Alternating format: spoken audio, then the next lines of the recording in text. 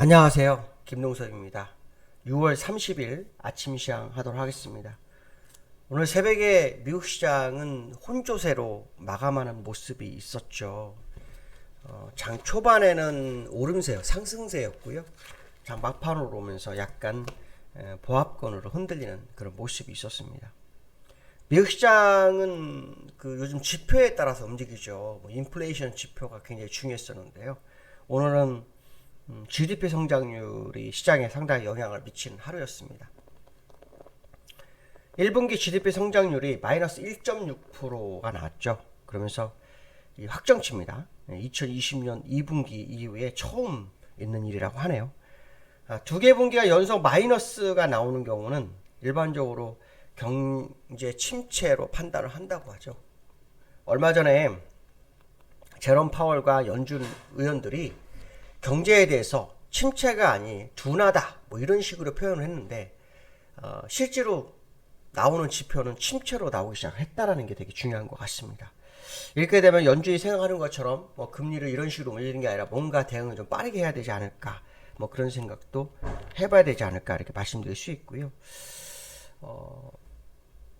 제롬 파월이 지난주에 상하원에서 언급을 하면서 시장을 좀 받쳐주는 그런 모습이 좀 있었어요. 근데 이번 주에도 유럽 중앙은행 ECB에서 컨퍼런스가 있었는데 여기에서 발언을 하게 되네요. 이 발언을 보니까 연준은 최우선 정책으로 물가 안정을 보고 있다. 뭐 이런 얘기를 하네요.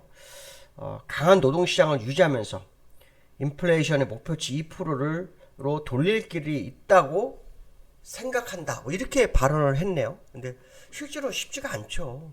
금리 인상을 빠르게 해서 시장 대응을 하는 방법 외에는 없는데 그걸 또 그렇지 사실은 뭐 그렇게 강하게 대응하는 것 같지도 않거든요. 제가 볼 때 0.7을 올렸지만 상황에 따라 더 올릴 수도 있고 더 빠르게 할 수도 있는데 그게 전혀 되지 않고 있는 게 현재 연준의 모습이다 알아보시면 될 것 같고요. 그 과정 속에서도 노동시장이 매우 강하다 이러면서 뭐 미국 경제에 낙한 눈을 피는 그런 발언을 또 하네요. 그래서 미국 시장이 약간 뭐라고 할까요? 좀 버티는 하루였다. 그냥 결론적으로 말하면 호재 악재가 같이 있었는데 지표는 악재였고 사람의 발언은 호재였는데 연준인 이 발언이 솔직히 말해서 한 번도 믿음이 가지 못한 상황이었죠. 항상 주가만 방어했지 큰 의미를 부여 못했다라는 건데요.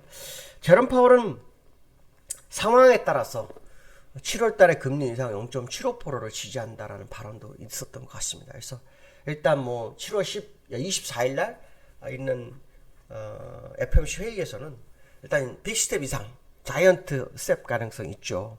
근데 만약에 이건 제 개인적 생각입니다. 뭐 틀릴 수 있는데요. 6월 소비자 물가 지수 지금 유가가 110불대에 있어요. 예, 110불대에 있기 때문에 인플레이션이 높아졌을 확률이 높거든요. 근데 만약에 6월 소비자 물가 지수가 8.6보다 높아진 9 정도가 나오겠다면 그러니까 영국처럼 그러면은 7월 24일 날은 FMC 회의에서 0.75를 하는 게 맞을까요? 그거 더 할 수 있는 거 맞을까요? 이거 한번 생각해 볼 필요성이 있겠죠. 굉장히 중요한 상황입니다. 그래서 물론 연준은 또 우리는 로드맵대로 움직인다 뭐 이런 식으로 또 분위기 조성할 수도 있긴 한데 제가 볼 때는 뭔가 강수를 한번 둬야지만 시장이 반응이 좀 있지 않을까 생각도 굉장히 많이 듭니다. 물론 0.75가 약하다는 뜻이 아닙니다. 그 전에 시간을 너무 많이 허비를 했기 때문에 그 허비된 시간을 회복할 수 있는 방법 중에 하나는 뭐냐면 수를 좀 강하게 두는 것이 현명한 전략이 아닐까 뭐 그런 생각을 해봐야 될 것 같습니다.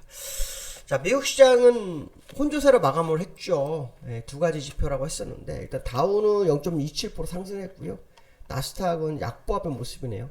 뭐 기술적으로는 뭐 큰 문제가 있었던 것은 아닙니다. 큰 보시면 이제 이렇게 음봉에다가 십자도지 비슷한 캔들의 모습인데요. 기술적으로 이 자리가 쉽지 않아요. 저는 다우 차트가 여기 월봉에서 의미스러운 지지선 기준선 수평이 올라오는 선인데요.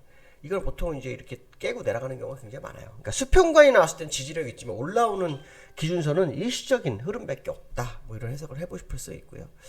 다우보다 나스닥 보시면 나스닥이 이렇게 됐죠. 기준선 올라오는 걸 깨고 내려가죠. 전달에는 지지선을 지지하고 올라오는 모습이 있었죠. 그래서 올라오는 선의 어떤 지지력보다는 수평관의 지지력이 더 크다라는 것 정도는 한번 좀 생각해 볼 필요성이 있겠다 이렇게 보시면 될 것 같고 유가가 110불대 유지하고 있어요. 110불대. 지금 보시면 지금 109불 78센트죠. 그러니까 얼마 전에 한번 밀려서 100일불까지 갔었지만 금방 다 회복했죠. 그래서 이달에 평균 최고가가 123불이었잖아요. 그러니까 평균가 이 정도 본다 그러면 114불 정도 되는 거죠. 그렇죠? 114불, 110불. 이렇게 본다 그러면 지금 이 연준이 지난달에 110불일 때 8.6이 됐잖아요. 소비자 물가지수가. 어쩌면 구 가능성 뭐 제기해 볼 만하지 않을까라는 생각도 좀 듭니다. 그래서 어쨌든 이 유가가 상당히 지난번보다 평단가가 한 4불 정도 보합 내지 4불 정도 더 올라온 상태라서 또 소비자 물가시에 상당한 영향을 좀 미칠 것을 생각해보는 전략을 구사해볼 필요성이 있겠다. 뭐 이런 얘기를 해볼 필요성이 있고요. 두 번째로는 원달러가 어디가 1299원에 마감을 했어요. 근데 역유환율에서 1302원에 끝나네요. 1302원. 이 원달러가 보시면 그 지난번 최고가가 1302원 80전이었거든요. 근데 지금 그 어저께 1299원, 그러니까 한 하루에 15원이 급등하는 기염을 통합니다. 예, 어제 하루에 15원. 그러니까 요즘 15원 움직인 적이 하루 이틀이 아니거든요. 여러 번 있었는데 어마어마한 변동성입니다. 그래서 제가 지난번에 아마 이 방송에서 그런 얘기를 했을 거예요. 원달러를 눌러주는 게 외국인, 나가는 외국인한테는 원래 도와주는 거지, 나가는 외국인들 붙잡아 두는 건 아니다. 그 얘기를 했을 거예요. 그냥 내비두는 게 맞는데 자꾸 누군가 누르는 그런 상황이 있었다는 거 생각해 볼 필요성이 있고요. 또 월말 레고인데도 불구하고 다시 제자리로 왔다는 거, 이게 또 중요한 거죠. 그만큼 원달러의 상승세에 대한 그 강함이 표출되고 있다는 생각 해봐야 되겠죠. 오늘은 1302원의 돌파 여부를 확인해야 되겠죠. 1302원의 돌파 여부. 왜냐하면 역유환이라서 1302원을 찍은 게 아니라 종가를 끝냈거든요. 지금 1301원 98전인가 돼요. 그러니까 오늘 1302원을 다시 도전하는지를 확인해보는 아주 중요한 하루가 될 거다. 이렇게 보시면 될 것 같고요. 세 번째로는 어저께요. 기관하고 외국인 쌍끌이 매도를 하면서 2400을 이탈시키는 모습이 있었어요. 어저께 보시면 기관이 5천억을 팔았고요. 외국인이 2200을 팔았어요. 금요는 그렇게 크질 않아요. 그런데 중요한 것은 뭐냐면 지금 이 자리에서 이 파는 위치가 지난번에 기관들이 사실 이번 상승을 주도했었잖아요. 일부 요 상승을 요 양봉 3개를 주도했는데, 이 양봉이 나온 시점, 그 시점이 기관이 사고서 사기 시작한 후 최고 저점이었고요. 그 저점에서 올리면서 평단가를 낮춘 거로 좀 판단하거든요. 그래서 기관들이 평단가를 낮추기 위한 전략을 구사한 거고, 평단가가 낮춰지면서 물량을 털고 가는 그런 상황이 아니었을까에 대한 부분. 그래서 일단 오늘 뭐 흐름을 좀 봐야 되겠죠. 오늘 흐름을 봐야 되겠지만, 만약에 오늘도 흔들린다면 다시 저점 회귀 논란이 이루어질 수 있는 상황이다. 그런데 그 중요한 것은 뭐냐면, 아까 환율이 1299원에 끝났고 1302원까지 갈 수 있다고 했잖아요.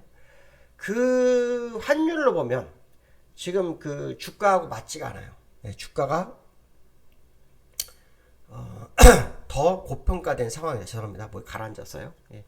더 고평가된 상황입니다. 그러니까 환율 기준으로 본다면 주가가 지금 현재 가격보다는 더 아래쪽에 있어야 되는 건 다 아닌가. 아니면 환율이 좀 얼마 전에 내려온 것처럼 추가로 더 내려가는 모습이 나와야 되는데 그렇지 못했다라는 거 판단한다 그러면 지금 시장과 환율, 그러니까 주식시장과 환율은 좀 굉장히 괴리율이 좀 있는 상황이다라는 정도 보시면 될 것 같습니다. 그래서 환율의 움직임에 지수의 움직임이 어떤 식으로 움직이는지 좀 봐야 될 것 같고요. 아까 그 기관의 매도가 5천억 나왔다고 했잖아요. 오늘도 기관의 매도가 어느 정도의 흐름을 가져오는지를 좀 확인해 볼 필요성이 있고요. 특히 거기서 삼성전자가 되게 중요합니다. 삼성전자가 어저께 2.3%가 빠졌어요. 2.3% 빠졌는데 수급적으로는 삼성전자가 제법 빠졌어요. 제법 매도가 나왔었어요. 기관이. 그래서 기관의 흐름에서의 삼성전자의 흐름을 오늘은 확인하는 하루가 돼야 되겠다. 이렇게 말씀드릴 수 있을 것 같습니다. 오늘 여기까지 하겠습니다. 감사합니다.